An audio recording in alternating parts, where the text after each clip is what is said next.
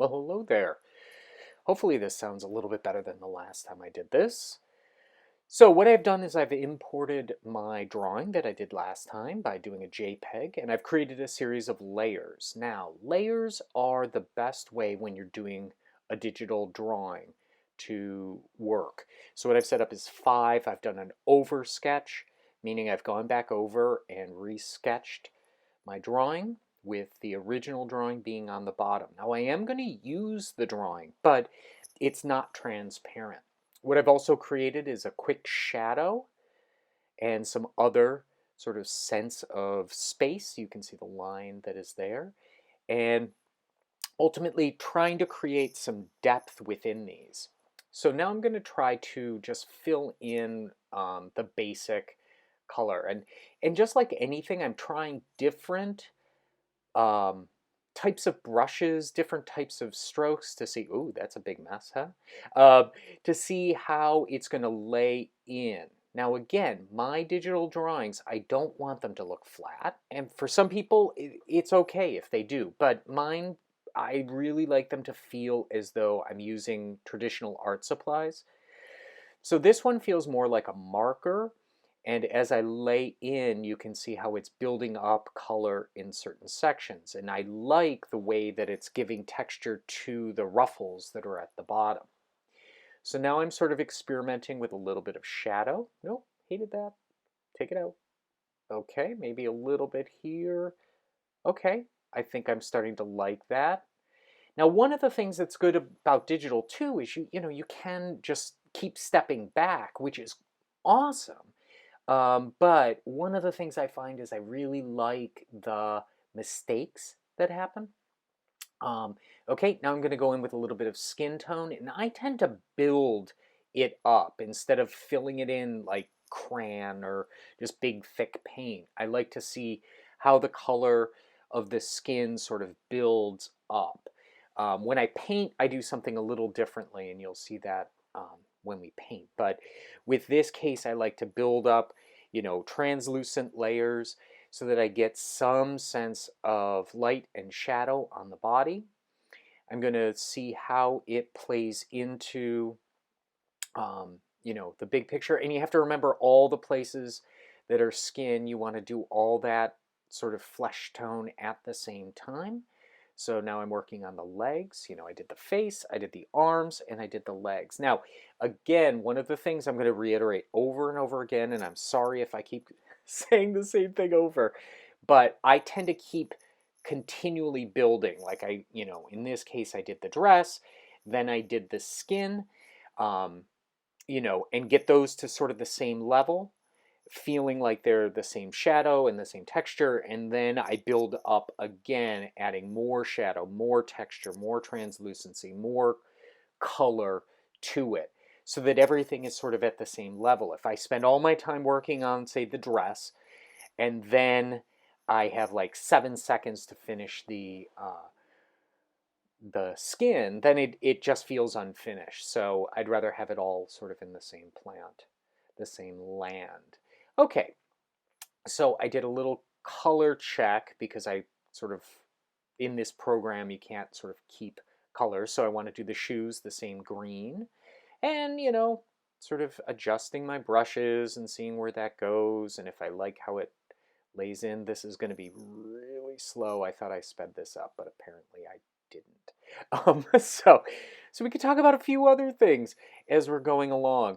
Um, with the shoes, um, I'm trying to spend as little time as possible on them. They are such a small area, but they do have to be crisp and they do have to be sharp.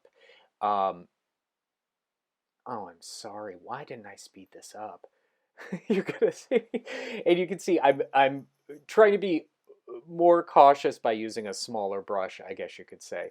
Now those little bits that are in there, because I'm working in layers, you can see where the skin has sort of, in the Mary Jane, has sort of bled over because the layers are somewhat translucent. I can go back in there with that layer and erase that section of foot that's sort of discoloring the shoe. And that's what makes these layers so great, is that I can go back in and sort of redo this. We only have about a minute maybe left See, I made a mistake. Erase the green. Don't want to erase the green. Let's switch the layer. There we go, David. See? And now I can sort of erase little sections to see and get that green to be the same. And, you know, in truth, this is actually a good way to see how you can use layers to your advantage as you're going through. Now, sometimes what you'll see me do is flip between the different layers, sometimes making them invisible so that I can see what it will look like at different points. And if I keep that original drawing in there or I remove the original drawing. Okay. And now I'm looking at the big picture of it all. And what are we going to do? I'm probably going to smudge because I feel like I smudge a lot. Oh, no, I'm going back in for some skin tone fun. How can I tell? Because of the color. I lied. I bet you I'm going to do the little insert. Let's do the little insert here. So this is, if you remember the original drawing, this is a little lace.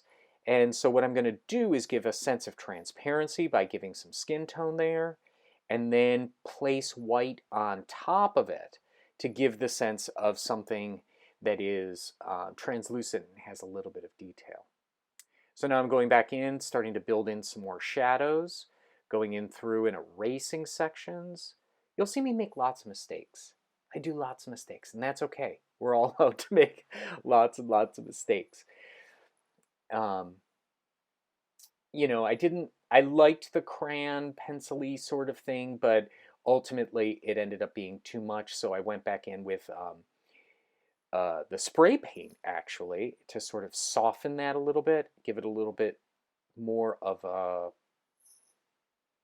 pastel quality, I guess, to allow also for some shaping. Whoa, whoa, made a big mess. Okay, so here we are, and now it's time to get rid of the background. Now, this is my first layer, and this is my first drawing, so I want some of that original pencil-y quality in there, and so I'm going through with a big eraser and just trying to erase the sort of background. You can see what I'm left with. There's my original drawing, my first layer, and now I'm going in and cleaning up all of that. I like the creaminess that is the undertone there that I'm ultimately going to use in the original drawing, but now I'm just sort of going through and erasing out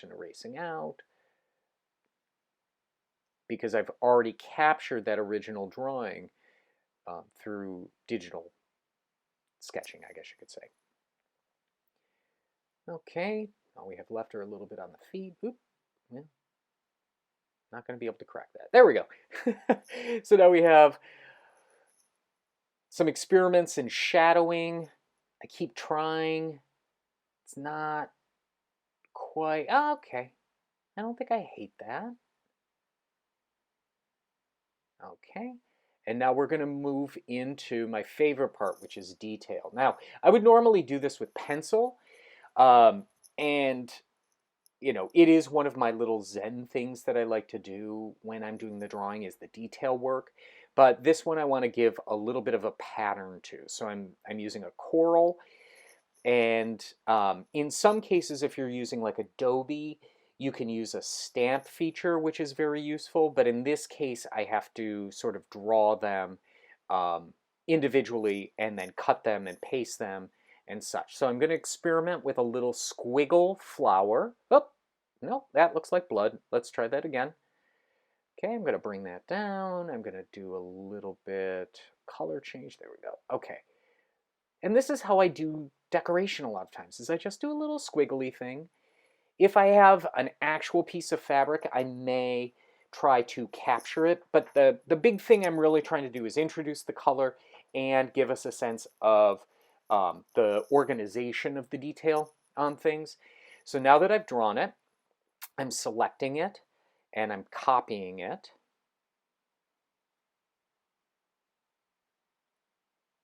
Oh, I cut it. I didn't mean to cut it. I didn't mean to cut and track. I didn't copy. Let's try that again.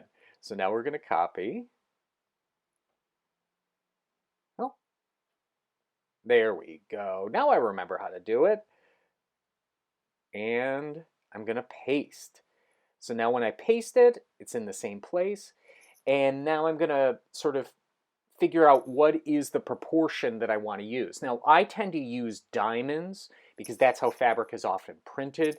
In sort of motifs tend to be in diamond patterns, but I find that it looks the most like fabric instead of just randomly doing it. And again, a lot of this is based on my drawing style in real life. So I'm sort of figuring out where I want it to sit. Okay, that seems pretty good. And then what I'm going to go do is now remove everything and just focus on the motif itself and creating a perfect motif. Now you'll notice there's still that green, and the green changed color because it had a little bit of that spray paint on it, so I'm going in and erasing. And interesting, in my program, sometimes you'll get those, you can see those two pink and that purple dot. When we start to do the motifs, you're going to see that these random sort of pixelization things happen that I have to sort of take care of as I'm going along. And it's no big deal. It takes a couple seconds. Come on, David. Let's get, look at, I'm getting in there. Okay. I'm going to add a little yellow motif to it. And about the same. And a little bit of yellow flower in there too. Little stem. And some leaves. Ooh, a dark green. I'm being adventurous. Okay, bringing that down a little bit. And let's see what I come up with. Come on, David. Just pick the pencil and just draw. There we go.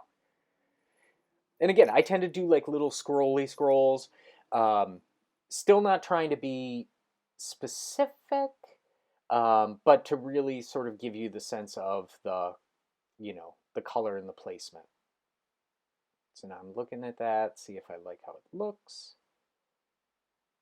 Great. So now I'm selecting that. I erase those little pixels. Now you can see it's adding more pixels. And now I'm placing them, again, in that sort of diamond pattern throughout the dress. And I'm really paying attention to symmetry and how things will look, getting rid of those pixels. Oh, that one's a mess. There we go. And this really makes the fabric, the textile, feel as though it's real. And it is one of the few things that I really like digital the best for. Because this would normally take me a good couple hours redrawing and redrawing and redrawing and redrawing. But this is pretty easy. So now I'm, you know, cleaning up the edges every place. I was trying to rotate that and it wouldn't rotate the way I wanted to. So that's okay. We'll make it flat for right now. Going to be a couple experiments going on. Putting it in there on the edges. Those will get erased eventually. You can see some little pixelies, but all that takes is a couple more seconds. And now we start to feel, and you can see this is another, you know, this is on a very specific layer. And it's giving me a little bit more depth to the whole thing.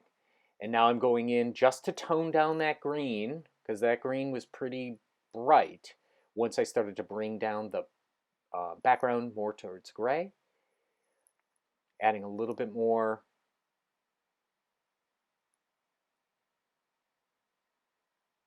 Let's get in there. Right there. Come on. Well, apparently I just paused for a couple seconds. There we go. We're back on track. To sort of bring out each of those layers. Getting this centered up. Oh, we're going into a face. You know, again, building up on hair and face. You can just do big blocks of color, and you know, that's fine. I tend to really like to draw in individual hairs. I like to draw in each of the individual details, um, and build them up, build them up, build them up so that they match the layers of what is happening. So now I'm going in, dealing with the eyes a little bit.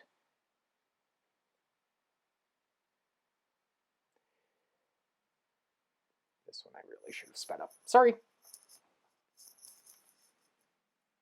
Trying to find a nice sort of in-between shade for some shadowing.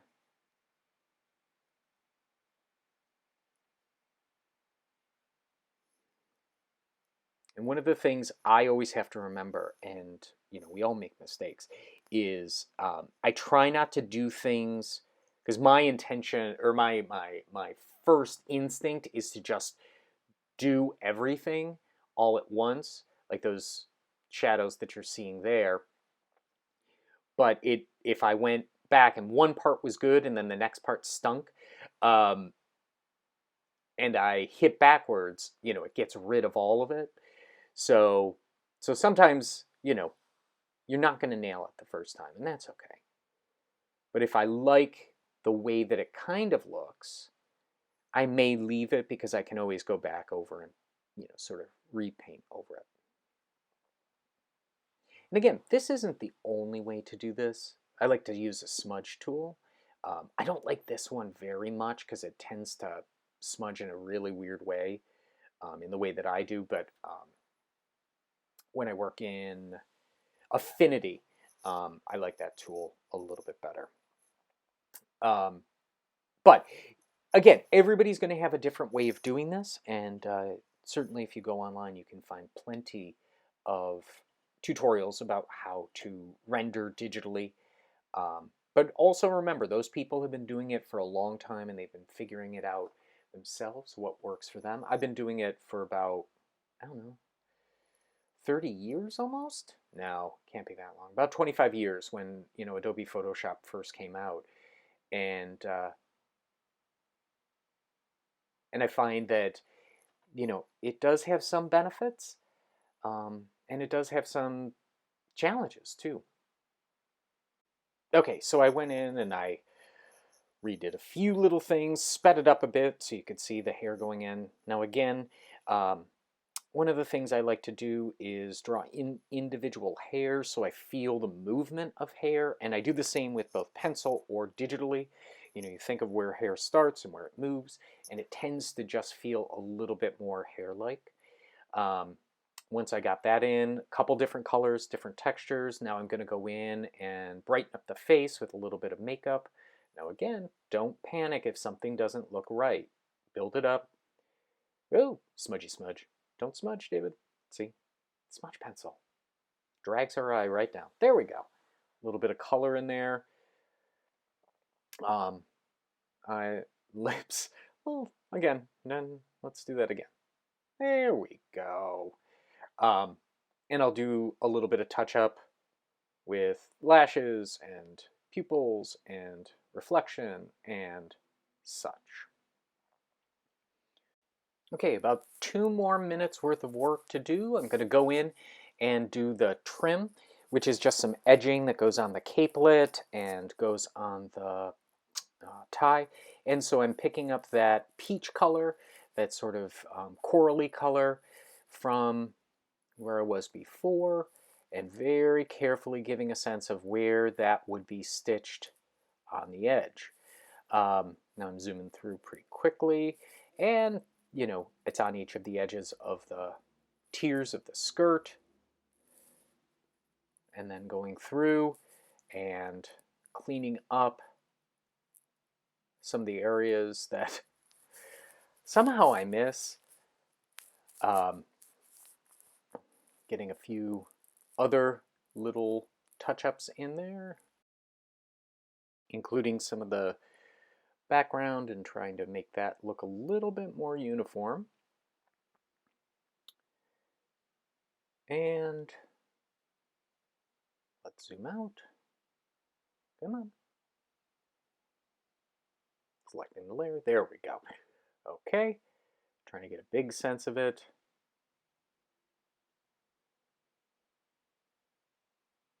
cleaning up. So now we're about finished up here. And, you know, hopefully this process showed you that it is pretty easy to use this process.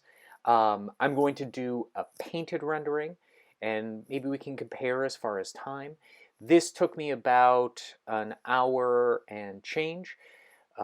We'll see how long the other one takes, but it is something that most of us can do because we do have digital products. So keep that in mind, and remember, mistakes are okay.